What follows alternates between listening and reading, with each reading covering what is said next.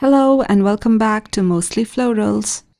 In today's Procreate tutorial, I'll be showing you how to illustrate this cute and whimsical floral frame. For today's illustration, I'll be using a canvas size of 8 by 11 inches, and I have selected a minimal but lovely color palette that really suits the spring vibe. You can also download this exact color palette for free from my Gumroad. The link is in the description box below.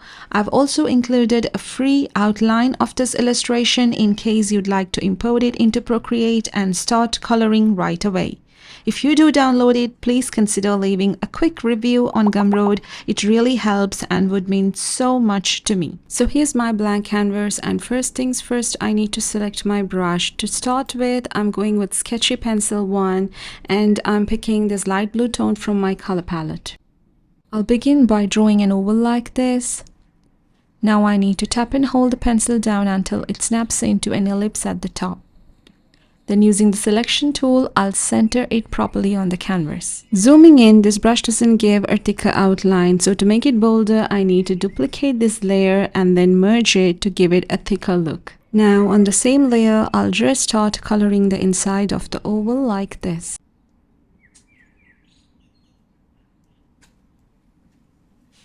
Something you can always do is drag and drop the color and adjust the threshold like this. But as you can see, when you use color fill, you don't really get the texture. That's why I prefer to color it in manually, because I really love this textured look. All I'm doing here is coloring in and filling this shape, keeping the texture nice and soft. This pencil has that hand-drawn charm. It's quite similar to the 6B pencil. You can always shrink the brush size a bit to get into the edges like this. There are a few tiny blank spaces here and there, but I'm just going to leave them as they are. That's the beauty of this texture.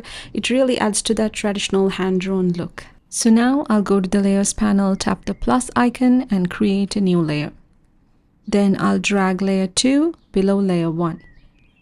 Now I'll go to the background layer and then go to the color wheel and select a light pink shade for the background. Now going back to the color palette, I'll select this lavender shade and then tap on the wrench icon, go to canvas, turn on drawing guide, edit drawing guide. Under the symmetry options, I'll make sure vertical is selected, then tap done. Now I can start drawing these little scallop-like details all around the oval using the lavender shade. I only need to focus on one side because it'll automatically mirror on the other side, which makes things so much easier.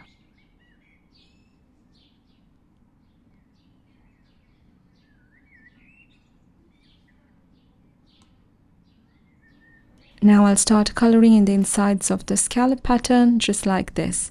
There's no need to drag and drop since we want to keep that texture. I prefer coloring it in by hand. And because I'm using the symmetry option, I only need to color one side. The mirror effect will take care of the rest. So this is how it's looking so far, so pretty. Now I'll go to the layers panel, tap the plus icon and create a new layer. Then I'll go to layer 2, turn off drawing assist and also open the wrench icon to turn off drawing guide from there. Now going back to layer 3, I'll start drawing my first flower, beginning with an oval shaped center like this. Then I'll draw the petals starting with the outlines. I want 5 petals for this one. And once that's done, I'll begin coloring in the inside, keeping that lovely texture from the brush. That soft hand-drawn look really makes the flower feel extra special. So I'll just continue coloring this first flower like this.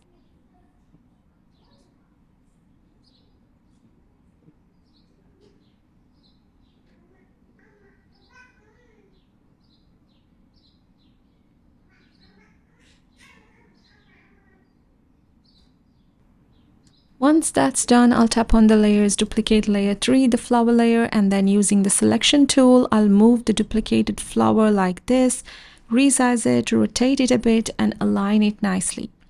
Then clicking on the color wheel, I'll select this mustard yellow, and after merging both the floral layers, I'll start drawing the centers for each flower. Beginning with the first flower, I'll draw an oval shaped yellow center and then do the same for the second flower, another yellow oval right in the middle. Next, I'll go back to the color wheel, choose the darker orange and adjust the brush size to be a little thinner.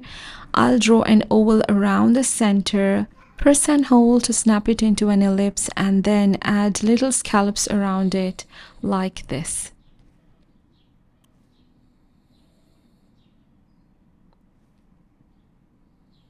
Then I'll darken a few parts by going over some areas again to give a bit of contrast. It really adds a nice touch. And then moving on to the second flower, I'll repeat the same steps, starting with the oval, snapping it into a shape, adding scallops around it, and then deepening a few spots just like I did with the first one. Now going back to the color wheel, I'll select a light orange tone and start adding a few details around the petals like this, just to give the petals more definition. I will be doing this for both the flowers. Next, I'll tap on the layers panel, tap on the plus icon, create a new layer and move this layer 4 below layer 3. And going back to the color wheel, I'll select a light pink shade and draw flowers inspired by bluebells, except they are not in blue this time. Once I figure out where I want these flowers, maybe one larger and one smaller, I'll duplicate the layer and merge it to give the outlines a thicker look. And then I'll start coloring in the insides of these new flowers.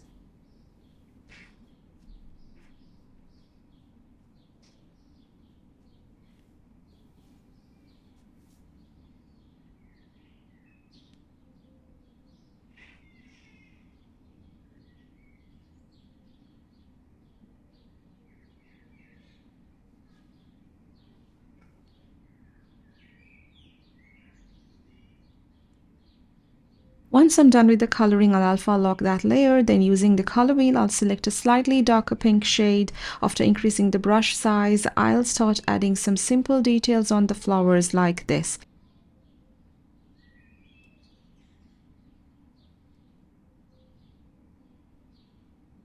I'll also add a little border to the scallops of these flowers just to make them look even prettier and more lovely. Details make such a big difference. The more you add, the merrier it gets. Now I'll tap on the layers panel, create a new layer and drag it below the white flowers layer. Then going to the color wheel, I'll select a green shade and start drawing the stems for the white flowers, one for each like this. Next, I'll continue by drawing some pretty leaves, long, slender and soft, placing them nicely within the oval-shaped frame. Once the leaves are in place, I'll color them using the same green. As you can see, the texture looks beautiful and everything's coming together so well. I'm super excited to see how the final piece turns out.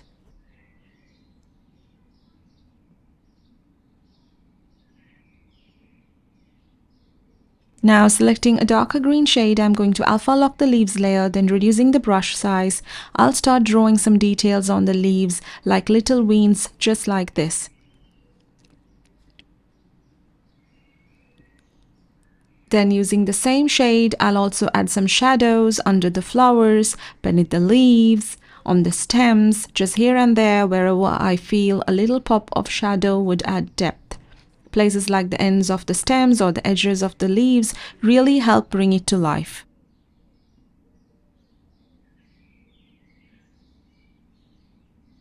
Next, I'll tap on the layers panel, create a new layer and drag it below the leaves layer. This time I'm picking a different green shade and I'll draw the stems for the other flowers, the ones that look like bluebells. Then I'll go ahead and add leaves for these flowers too. For this set, I'm going with some curvy, wavy leaves, a really cute shape that adds a soft, playful touch. So here I'll tap on the layers panel, create a new layer right at the top and draw one more leaf like this so it appears above the stem of the white flower. Then I'll go ahead and color it in like this. After that, I'll switch back to the original leaves layer and continue coloring in the rest of the leaves as well.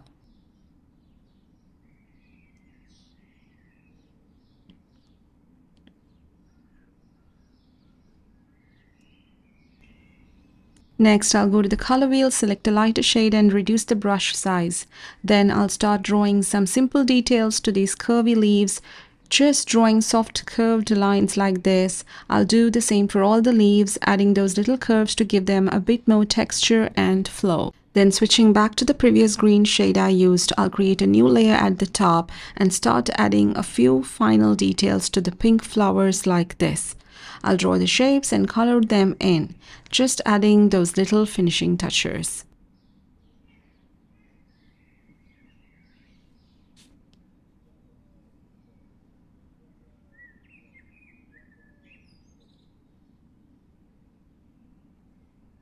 Then after alpha locking this layer and selecting a darker tone, I'll add a few more details on this shape like this for both the flowers. Then going back to the pink flowers layer and selecting a slightly lighter tone, I'm going to add a few shadows like this to give the flowers better depth and dimension.